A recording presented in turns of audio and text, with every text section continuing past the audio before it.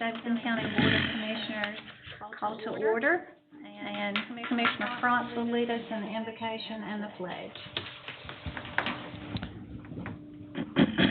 Dear Heavenly Father, we come to you tonight as a board, as a county, and a community. Davidson County is the 10th largest county in North Carolina, Lord, that you have blessed with beauty. We have a beautiful lake, or lakes. We have many blessings that you have bestowed upon us. We cannot thank you enough for what you have given us. But right now, we have troubled times. We have people who have fear and hate in their hearts, people that are confused and don't understand certain things. We have an election upon us. We have a pandemic of a virus. And we come to you and ask once more, please help us through this, to guide us. We know that in the Bible it talks about that you speak, or Jesus speaks on your behalf, but we shouldn't fear that you're with us. And we as humans, it's hard for us to do that sometimes. But we have to put that behind us, God. And we have to accept your mercy. And know that you're with us, you're going to get us through this, and we can overcome. Thank you. Amen.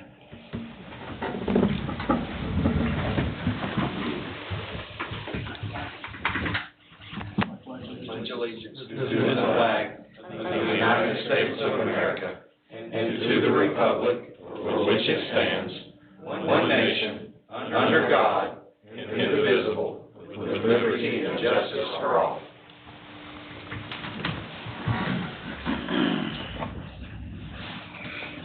Mr. Smith? Thank you, Madam Chair. I just want to introduce our new HR Director, Tony Deal. Joined us early last week. Comes to us with 25 years experience in the public and private sector. We are happy to have Tony. He's hit the ground running, filling the shoes of Kathy Cashin, who's off in retirement land. So I just want to introduce Tony and have him get visible here tonight. So thank you. Welcome. I'd also like to recognize former Commissioner Lance Barrett. Thank you for being with us tonight. Thank you for our law enforcement officers, our sheriff, being with us tonight, and thank all of you for being a part of our evening. If you haven't already done so, please register for public address if you are speaking tonight, if you plan to. Gentlemen, we have two changes before we adopt the agenda. Mr. Smith and Mr. Fry have requested that a closed session for attorney-client privilege be added to the agenda.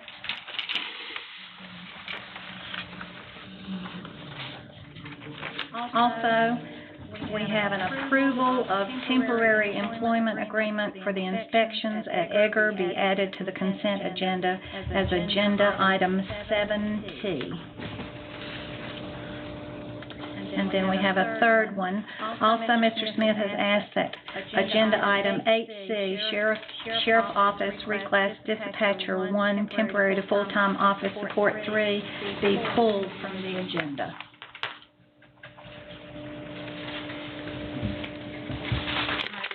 Other items?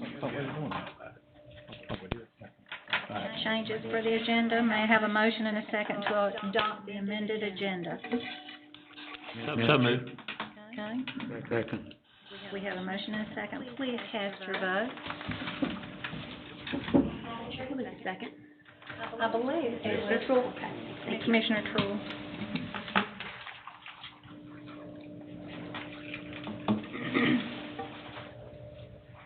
Commissioners Elliott and Shell, could I have your votes, please?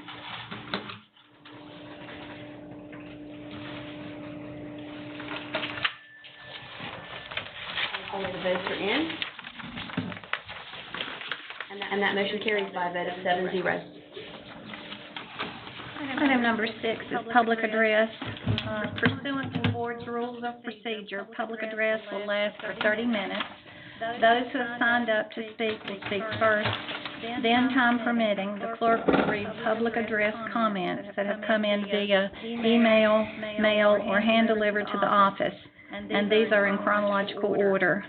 Comments not reached will be included with the original minutes for the meeting.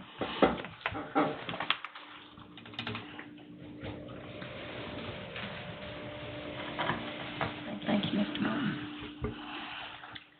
All right. I'll call Mr. Lance Barrett.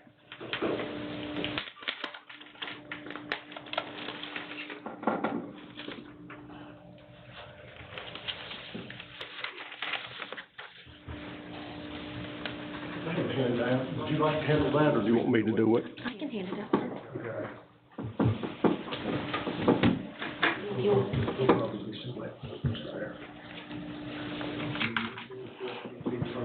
County manager. Thank you. Thank you.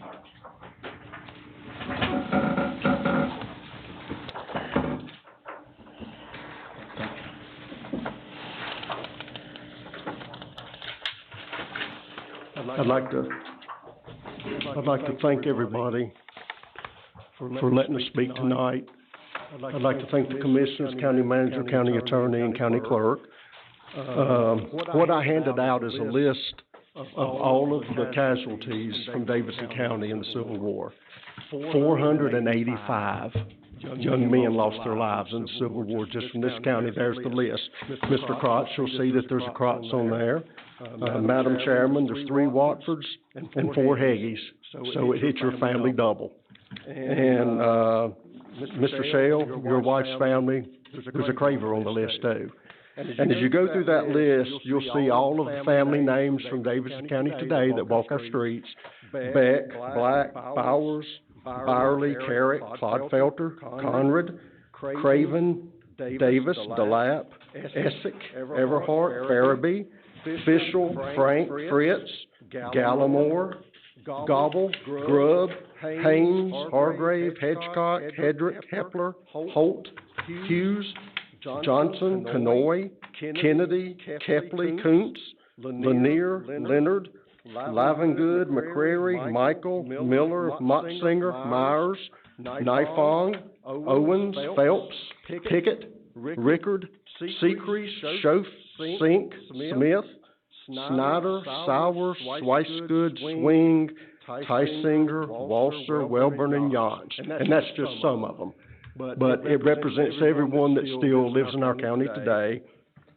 The families and descendants of these very soldiers walk the sidewalks of Lexington and shop in the stores of Lexington and live in neighborhoods of Lexington right now. The city leaders want you to think of the monument as a piece of concrete with a man standing on top, not a monument representing these 485 men that lost their lives. The level of disrespect shown by the Lexington government, the mayor, the city manager, and the city council toward the people of this community is truly appalling. Shame on them. I wanted you to see the proof. There's what the monument represents: 485 dead men from Davidson County. Thank you for listening to me tonight. Good day. Gloria Cross.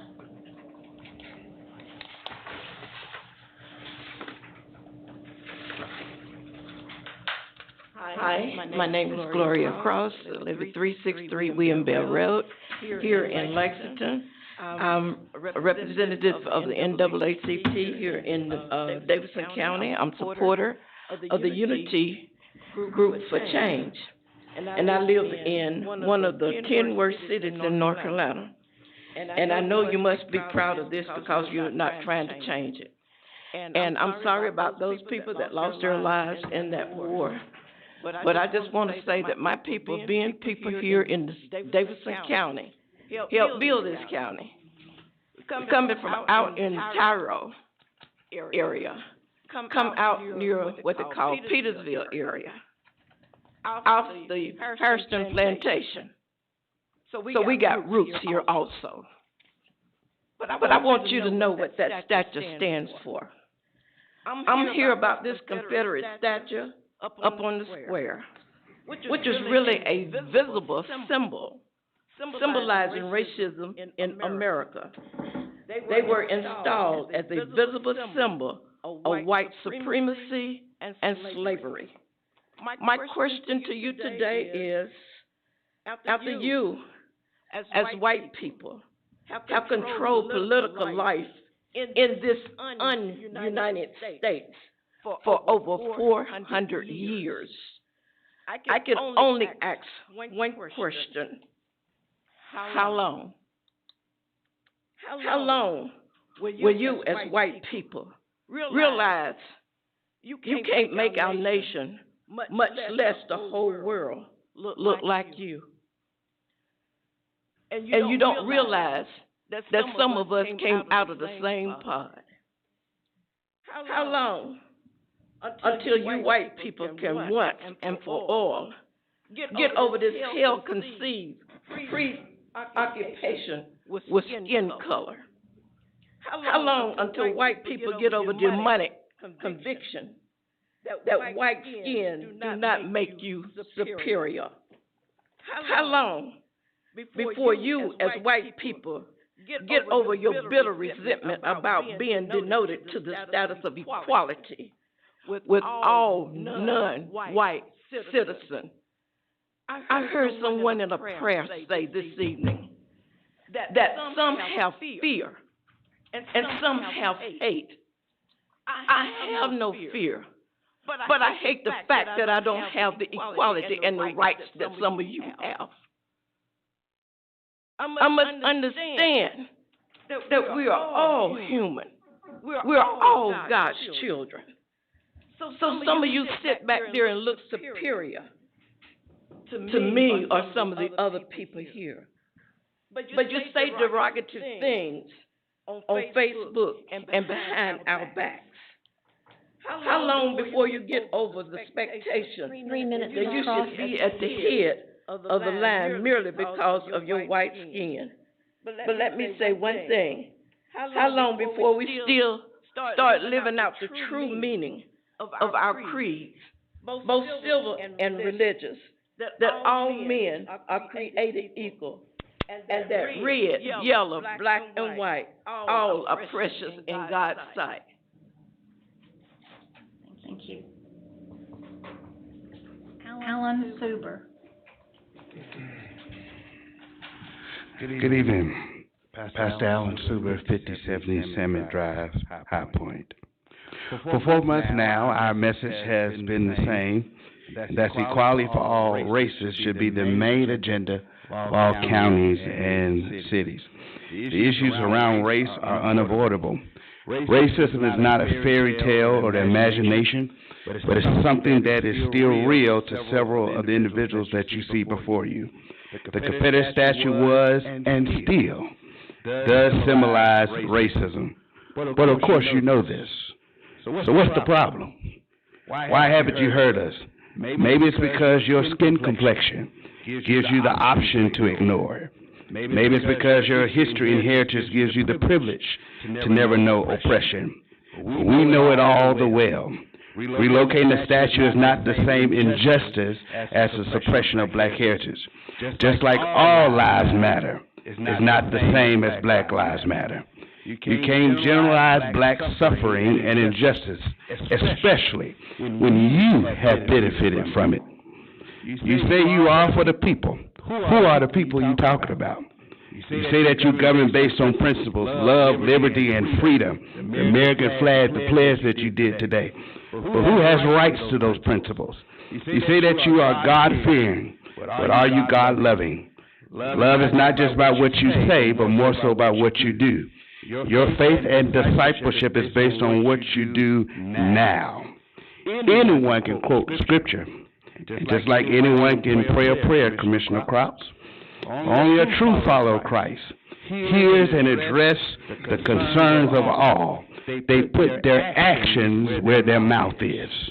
You know relocating the statue is right. It's godly right. It's a God mandate. It's God's will for us to do justice. love mercy, and walk humbly with God. And I say this prophetically to you today. There's a turning that's happening in Lexington, and when God is in something, He has a way of removing anyone who tries to hinder what He's doing. Heed the warning, my brothers and sisters. Do what's right. Relocate the statue. Thank you. Terrence Lloyd.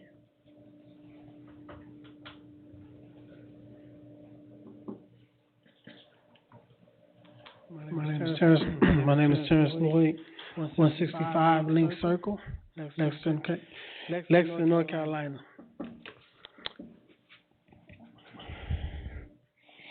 Well, all I gotta say is, the stuff that we witnessed, y'all never went through it. It's hard being black, especially when we got a prejudice statue outside.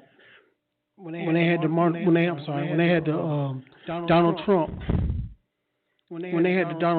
parade, we got smoke blown out of us, meaning that people stopped and literally smoked us out.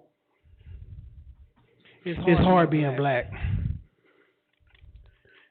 I don't know if I can say this, because I never been in kind of like this right here, but I think it's fucked up how some of us say that they believe in God, but you don't know how it is to be black. Meaning, I'm from South Central Los Angeles. Okay, I went through a riot. I seen it all. The stuff that was out there could have started one. A lot of people said move the statue. Just move it. Because right now, it's going to get worse. Thank you. Thank you. Lester Smith.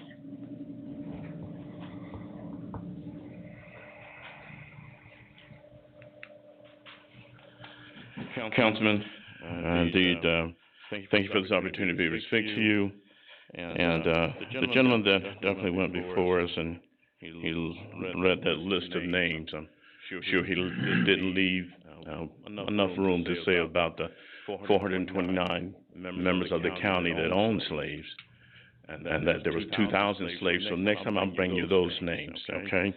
But as a citizen of this great county, I am asking that the Confederate statue located in Lexington City Square be relocated to a more appropriate historical location. It is time for the statue to be removed from the city square. At the time of its installation, it was installed by the majority of the citizens that supported oppression and slavery, the names that he brought up, and they held slaves in this county for centuries. The leaders of the Daughters of the Confederate, the Robert E. Lee branch, were the ones who funded and raised money to erect the statue. The African American community was never able to speak out against this statue during the period that it was erected, due to fear of death and harassment from the local county citizens. The fear of being in prison due to trumped-up charges from the police, fear from the court system that we would be in prison, falsely in prison, fear from the employers who would retaliate against them. We did not have a safe place to express our voice in 1905, nor in the 1960s, and we did not have adequate protection from the citizenry of this county. Chairperson Watford, you should be able to empathize to what this feels like. As you know, black men were granted the right to vote by the 15th Amendment and ratified in 1870, but due to threats and establishment of many unconstitutional laws enacted in local communities, African Americans' right to vote were removed and or suppressed. And blacks really didn't get the support necessary to vote in mass until the passing of the Voting Rights Act of 1965. However, in the early 1900s, white women and black women like Helen Burroughs and Ida B. Wells, along with Susan B. Anthony and Elizabeth Stanton, were courageous enough to do what they had to do, which was right, and that is to protest, march, and prayer vigils. They also faced threats and physical harm to bring to light the injustice of our society against women. White women did not get the right to vote until 1920. That's 50 years after the passage of the 15th Amendment. They marched as they would have for the right to vote. And it also was brave black women marching to secure for you, Chairperson, what you did not possess, what they did not even possess themselves. If they did not stand up or protest, agitate, and march, where might you be right now? The legacy of those women and the ones like them, and men, what would we be able to look to in the future and be able to see and find individuals with courage and commitment to fairness and decency to do the right thing when given the opportunity? That opportunity is sitting in front of you, Commissioner Wofford. Do the right thing now. Put the removal of the Confederate statue on the agenda. We pray that you will have the courage to stand up now and do the right thing. It is time to move the statue from the city square. It has taunted, haunted, and insulted people of color long enough. Your peers don't know what it feels like to be oppressed due to color or gender. However, we also believe that fair-mindedness and just people do understand and are concerned, and we're hopeful that they will support our desire to see the Confederate statue relocated. The city of Lexington has a large African-American population, and we believe that the statue does not represent the sentiments or culture of the current citizenry. We are a diverse city, and we do not feel that this Confederate statue should continue to stand as a sentinel representing white supremacy in this city and county. We are asking the county commissioners to place the removal of the Confederate statue on the agenda for discussion. Thank you. Thank you. I might remind you that we do have a 3-minute time limit, and the clerk will say that, so we would appreciate that you follow that. Thank you. Sedarian X.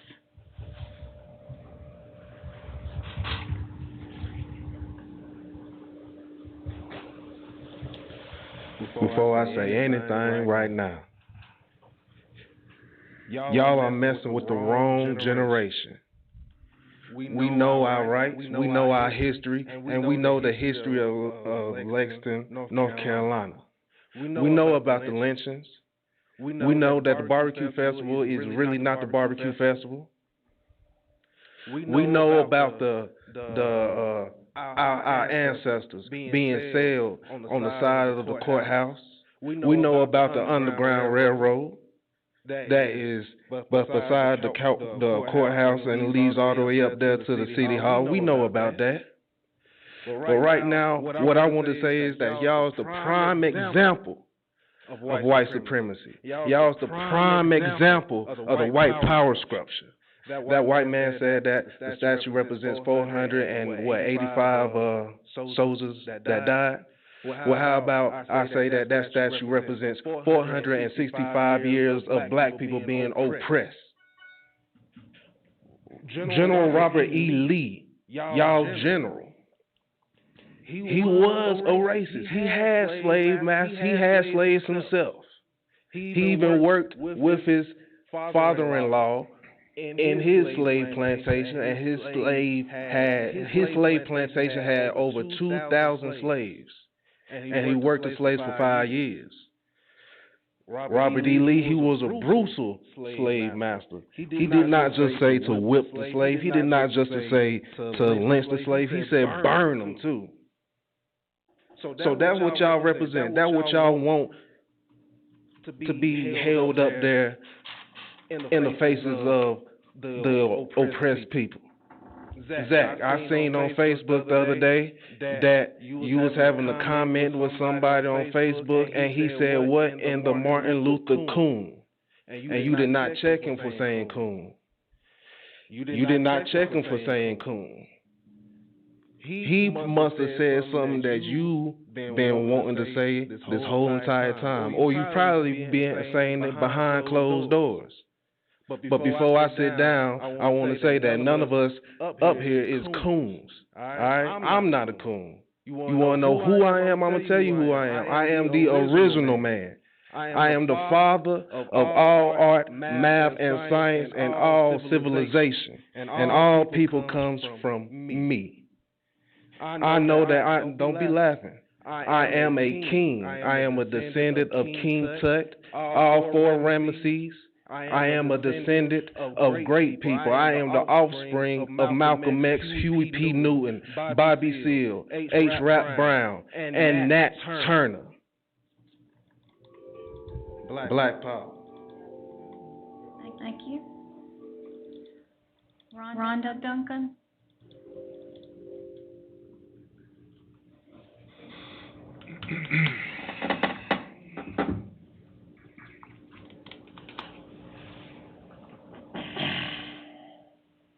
Hey, Mr. Pratt.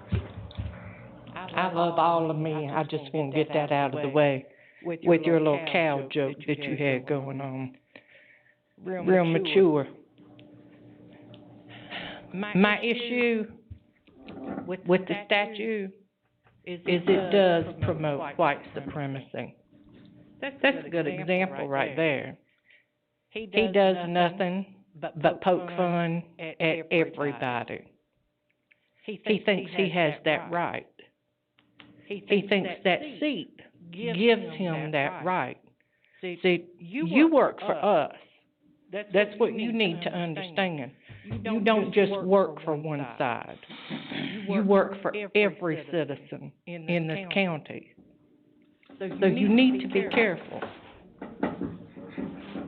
McClure, we are not Black Lives Matter organization. I have tried to explain that to you. We are Unity for Change. Totally different. If we were a Marxist group, I can assure you that square would not be present today. It wouldn't have taken 2 weeks for it to be gone. That's not who we are. Every person here has protested peacefully. They've asked nicely, and they continue to ask. Not to destroy the history, not to destroy the statue. Move it to the museum where it belongs. You have hundreds of years of history of slavery in that building. Put him in there where he belongs. Take the base of it, put it in the Confederate cemetery where it belongs, if it's a grave marker. Because there's no bodies up there at that square. That square was for lynching. That square was not for Confederate soldiers. That's where that statue needs to go, if that's what it represents. Put it where it belongs. And my final thing, the bias that goes on in our police department and our sheriff's department has got to come to an end as well. When you have a white female, and I don't mean any disrespect, but I will repeat what she said. Look at a man and say, I will blow your fucking head off. Not once, but twice she said this. 3 times she refused to comply with the police officer's orders that she was under arrest. 3 minutes, ma'am. Is that it? Yes, ma'am. You can look it up. Kristen Hedrick.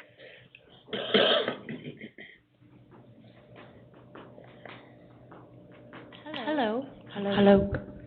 Thank you for letting me speak. I just want to say something real quick first off. I've been watching you the whole time. Your body demeanor and everything is terrible. Can you sit up and act like you respect what we have to say? Straighten up your collar. All these people are sitting up like they care what they got to hear, and you don't. Madam Chairwoman, I'm about to have surgery on my shoulder, so I'm trying to sit as comfortable as I possibly can. Look on your face I and have all tore that. my rotator. Sure. Okay, but I'm sure we all have Google. We've Googled the statue.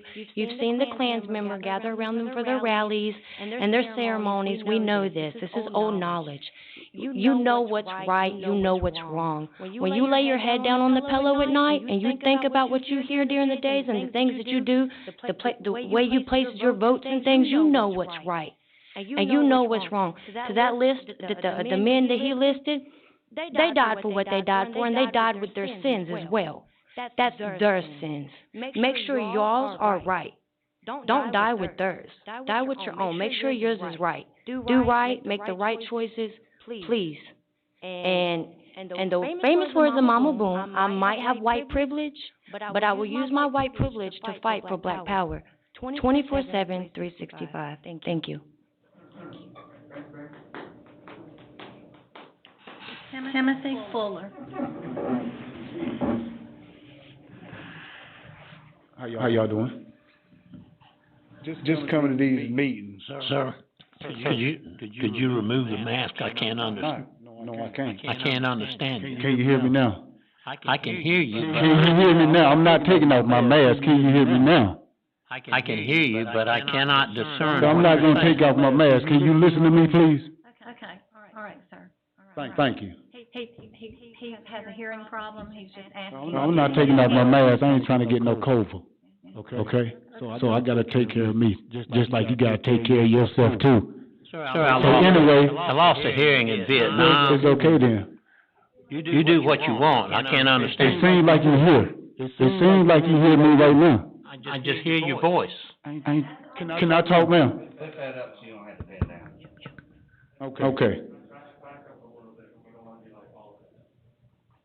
Since I've been in these meetings, it seems like y'all ain't taking us seriously.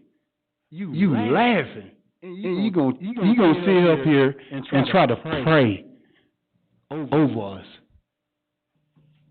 We don't pray like that. Saturday was the worstest I ever seen in a parade, as y'all say. You have kids in trucks waving like they're in the parade. Come on now. Kids waving like they're in the parade. And their moms and dads giving them middle fingers. Do you don't think that's right? Seriously. I know. See how you shaking your head? You can hear me. You got your mask down. I know that's right. Like I was saying, please take the statue down. We're not trying to tear it down or nothing. Y'all see that? Y'all sitting up here taking y'all time. For what? For what? You're not taking us seriously. I've been watching, I've been hearing. That's one thing I learned since I've been incarcerated.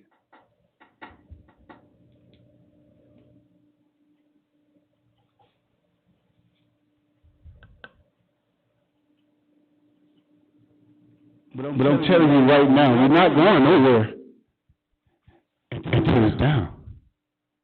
I guarantee you that.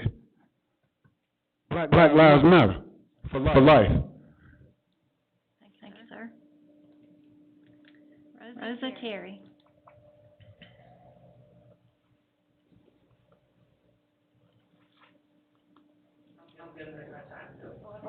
Thank you, Rosa. Barney Hill on there. I'm so sorry, I didn't know how this worked, so could I speak on her time? Has anyone else passed on the list at this point then? We still have, no, sir, they have not. I think you had indicated that you were going to allow the clerk to read in those letters or to respond to those letters. Yes, And I might suggest that you do that, and then if there was time remaining after that, to allow the other person. Mr. Hill did not sign up to speak? Madam Yeah, Clerk, he's the last one on the list. There's two more left. Madam Yeah, Clerk, okay. Barney Hill comes to every meeting, has for years, every city council meetings. We're gonna have enough time. Okay, I just want him to have an opportunity to say what's on his mind, so. Elizabeth Horton.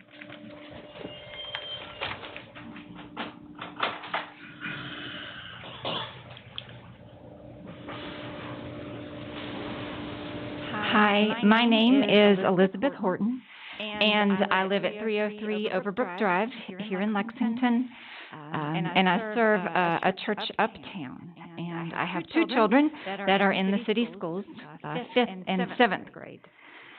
And so I am here to just ask you earnestly to please make decisions with peace and reconciliation as the priority. It is very clear that things are heated in this community, and we need leaders who will act in peace, and it takes so much courage to do that. We don't have good examples. The moving of the statue, it matters not just to the black community, but it matters to the white, some of the white community. And so I'm asking if you would make decisions to upbuild this community, for mutual upbuilding, gathering in. I know Southern heritage is very important. I too have a great-great-grandfather who was killed by the Union Army in the eastern part of the state, and so I understand the heritage portion. But I have heard and learned so much about what that statue means as a source of pain and just a reminder of a horrific time. And I don't understand, if something is causing this much of a division, then why aren't we making steps toward reconciliation? I look at Scripture a lot as a minister, and recently in the Apostle Paul, the letters. He's writing these letters to churches, and they're trying to live together.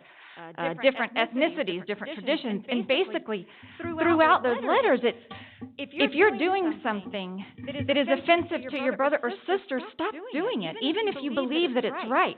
But everything keeps pointing back to the good of the whole. And so if we know that there is a significant amount of this county, even if they're based right here in the city, but if this is such a source of pain and woundedness and a reminder of slavery and brutality, then can we not put it somewhere where people who want to go and look at it and revere it and remember their Confederate soldiers who died, can we just put it somewhere where they can go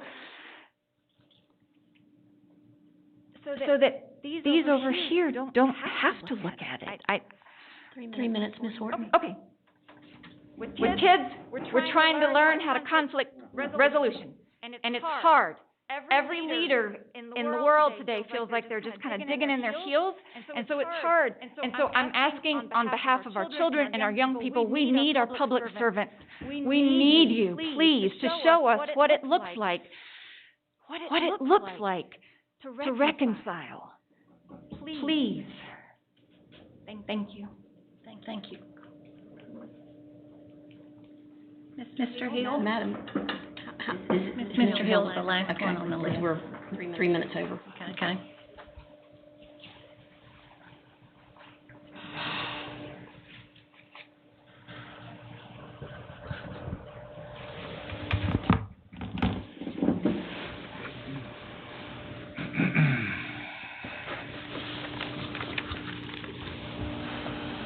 Agenda item 7, Charlie. Of the September the 8th minutes for the public hearing on the schedule of values. Mr. Shell complained that you lost money on the 2015 revaluation. You would have lost a lot more if you hadn't been able to hold out for the 8th year of the 8-year cycle. Mr. Ward has provided me the information he promised the night of the hearing. The cost of the 2021 revaluation won't be the $300,000 to $400,000 mentioned in the minutes. It will be over $1 million. $1,155,000 to be exact. And that's in-house and doesn't include the aerial photography.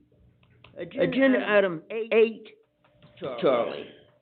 Before you add another employee to clear out the backlog of concealed carry applications, you ought to make the applicants aware of the alternative of open carry. There is much to be said for a big caliber, long-barreled revolver in a highly visible shoulder holster. It requires no processing because it requires no extra permits. It makes a fashion statement, and it definitely will promote social distancing. Thank you, Mr. Hill.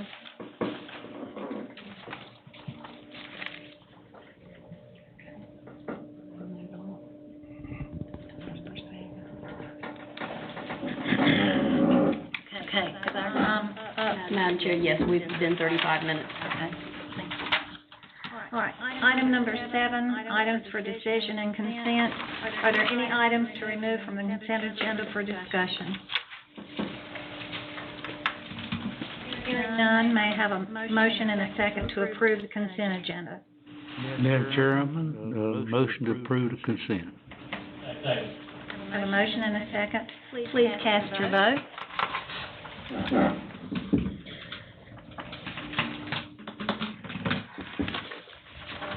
In. And that motion carries by a vote of 7-0. Item number 8, items for decision deliberation. Mr. Smith and Mr. Ward will lead off the adoption of 2021 Schedule of Values, Standards, and Rules. Thank you, Madam Chair, and that's where we are. We had our public hearing on our schedule of values at the last board meeting, so this is the adoption of the rules as we can move our way through the 2020 revow. Thank you, sir. May I have a motion and a second to adoption, the Schedule of Values, Standards, and Rules, and to direct that the required notice of hearing be published for 4 weeks. I'll make a motion, Madam Chair. Okay, we have a motion. Do we have a second? Second. Second by Mr. Crotts. Please cast your vote.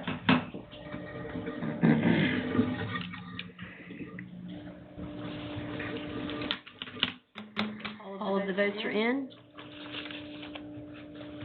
And that motion carries by a vote of 7-0. All right. Item number B is the NCACC Legislative Goals Process. Mr. Smith will lead this off. Thank you, Madam Chair.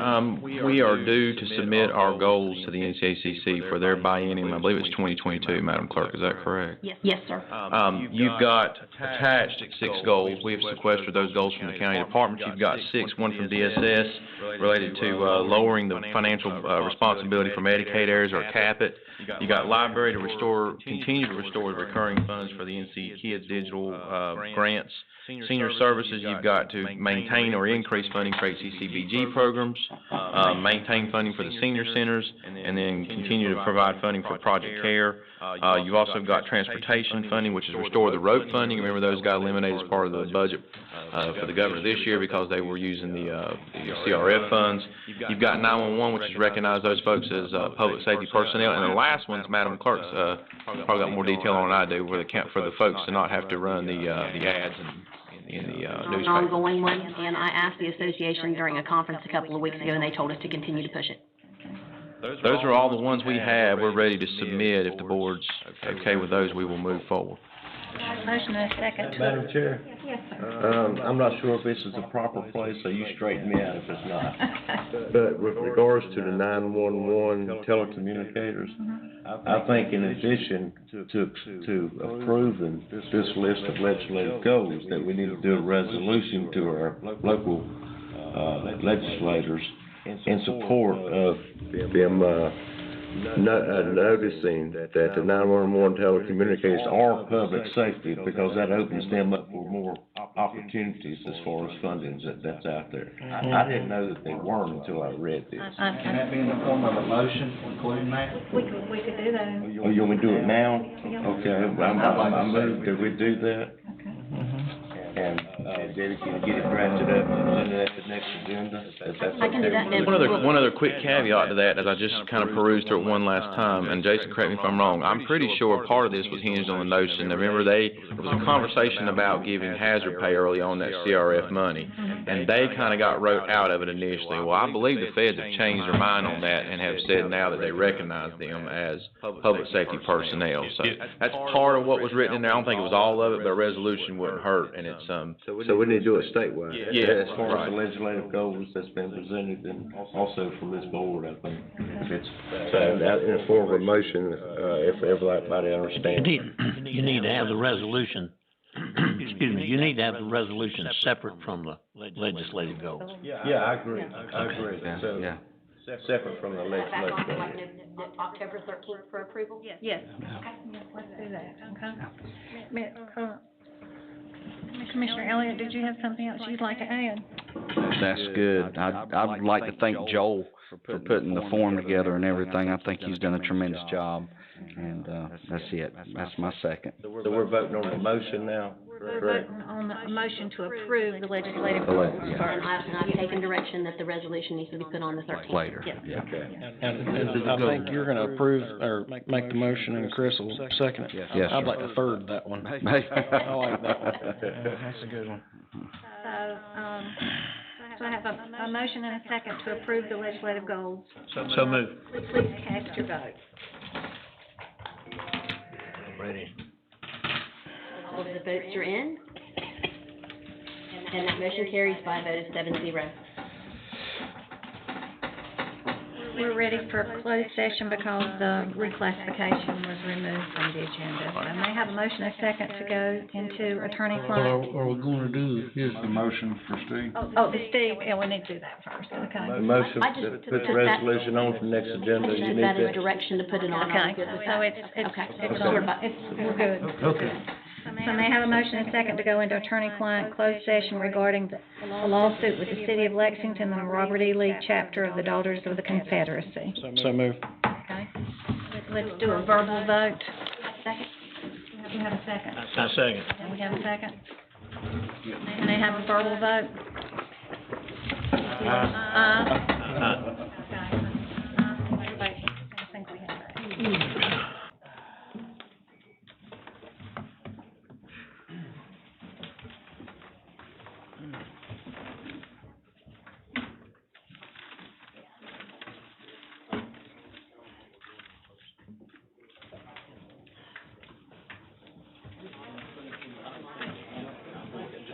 You got one, get one out at a time.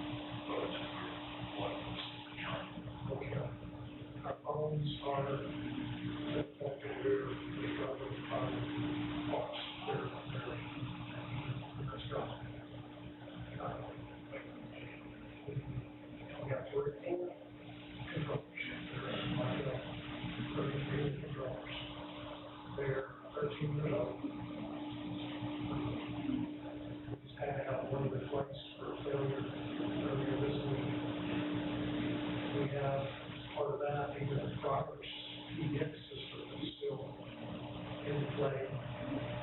It's at least 20 years old. So I am working on the proposition and have the potential to say it's about 63 in 5 years.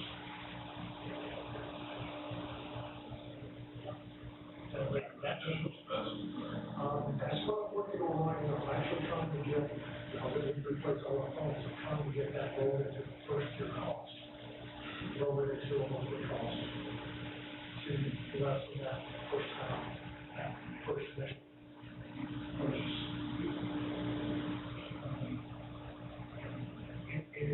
After that initial cost of the phones, and it's hands down. To a fully Christian voice over IP system.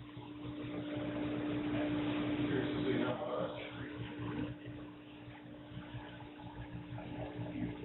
Right now we're spending on telephone lines, PIs, EIPs, we're spending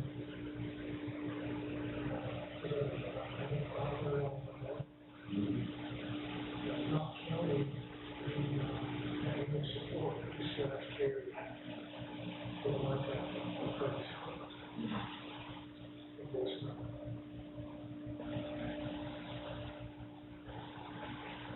Actually, that ends up being about $50,000 a year.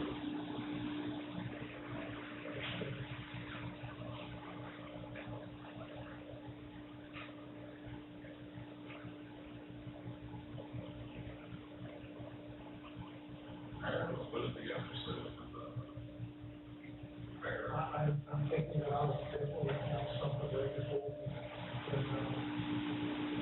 Probably not a time to get away with structural limits to that. Which I personally see. Probably that's kind of what I'm doing. I think there is just, there are some initial upfront costs, whether you be able to swing that out of this control all the charges that always goes out. In case you really feel the guy for 2 years there.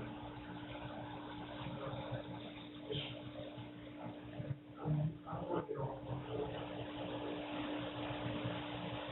experience, and that's a conservative.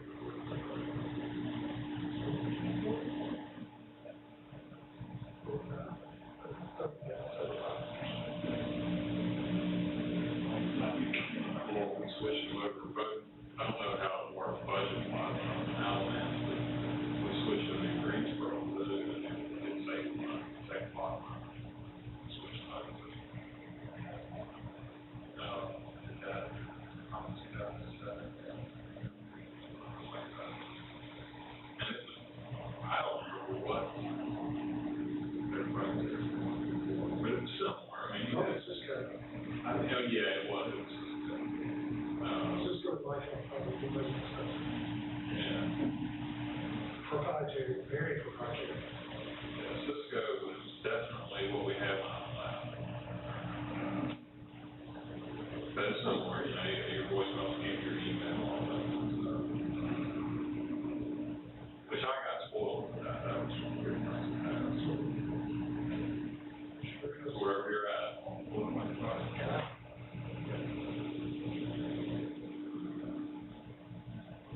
We're actually having trouble now where we got phones around that have recording handsets. Batteries are needed for giving calls that they won't charge handsets without we can't get their license. Well, if I'm system here, it doesn't call you. You can have us older technology. Of course, that is top knowledge. Probably, I agree, it's probably running fine. But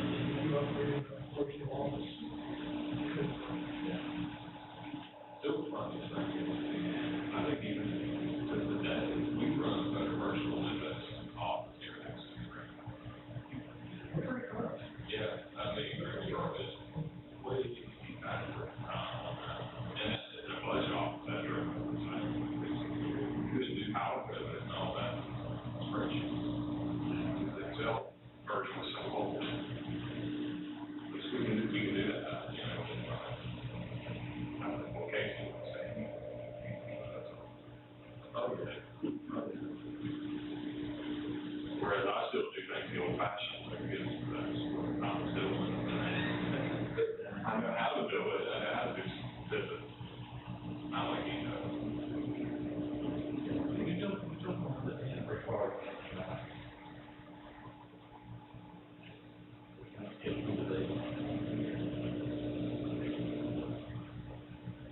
I think they have just what they want to say. I suppose it's hard to do that.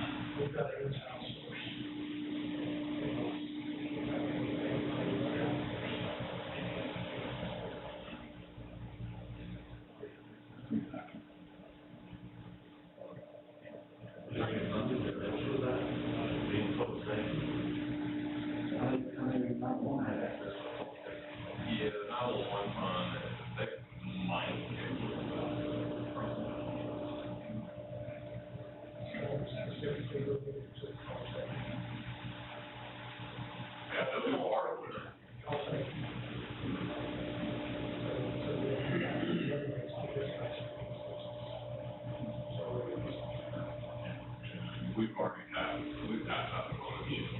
Yeah. The backup somewhere. But yeah, they got a little pot of money, and then Melanie Neal, not the one director, Gilbert Metro, if she ever ends up at the top of it, then she's on the board, she's on the senior ranking. I have to work on that. Oh, yeah. Absolutely.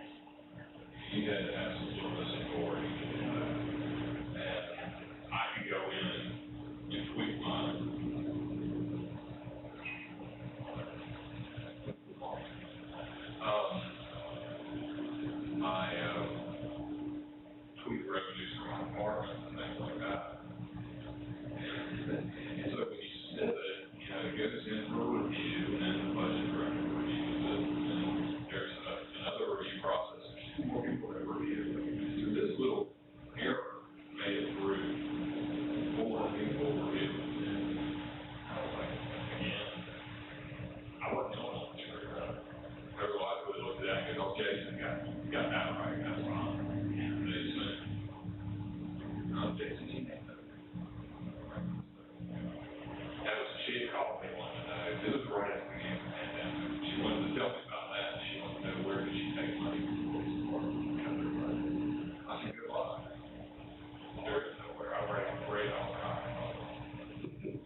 They said the budget is $75, something crazy amount of money for the police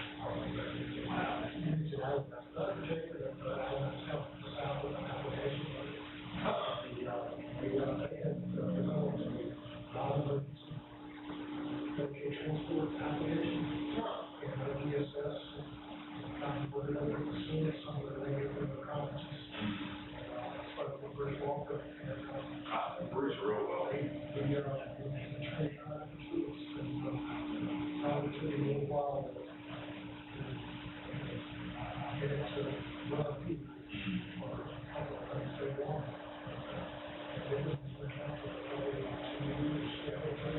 Yeah, Bruce, well, he's assistant county manager right now, he's one of the two, he's also IT director. Bruce was, when he came here, he was hired as the GIS manager. And he was there,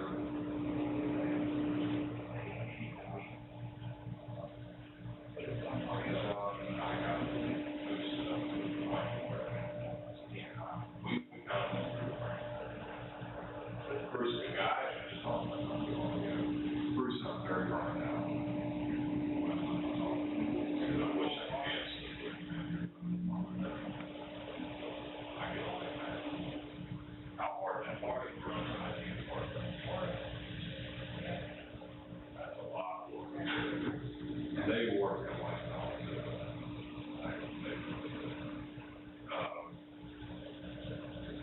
Bruce is probably running right in, man. He did a lot, he was on the accounting line, he did a lot of work on that. He's got a lot of those to the line. Orange County side or? Orange and York. And he had, well, we had board members over there that get on because they were, they did on the line, like, here, I was the line that sure. All voting to make it look like something we can talk to. Exactly what they did is they went and they allowed people to pick which county they wanted to be. And Orange and Alabama can't go to their two boards, can't go to their, well, then Orange didn't like that. Because tax rate in Alabama is 15 cents. Tax rate in Orange is like 85 cents. Nobody was splitting Orange County. And, so they lost a ton of tax revenue. And Gilbert County pushed out of the straight line, which all the staff members said was true. Nobody argued that. But Ford, they passed a resolution.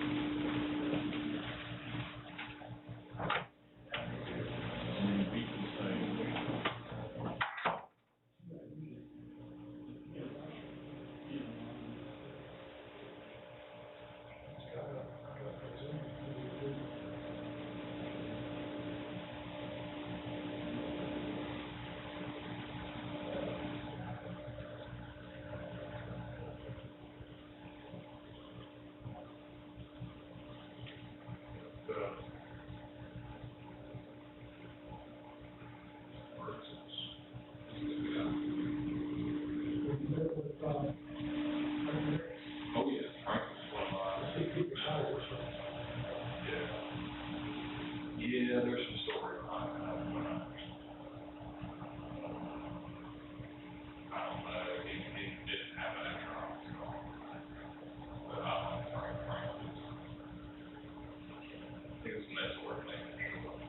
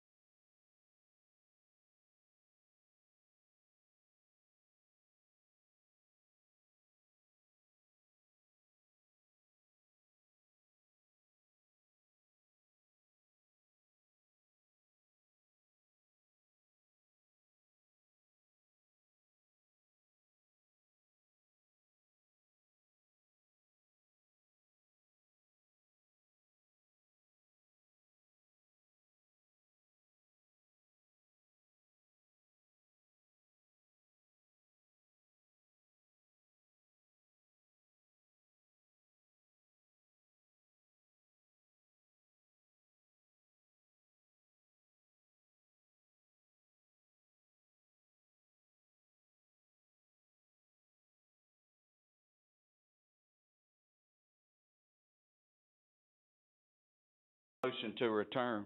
Second. Thank you. Man. Second. Where is on it? Got a motion and a second.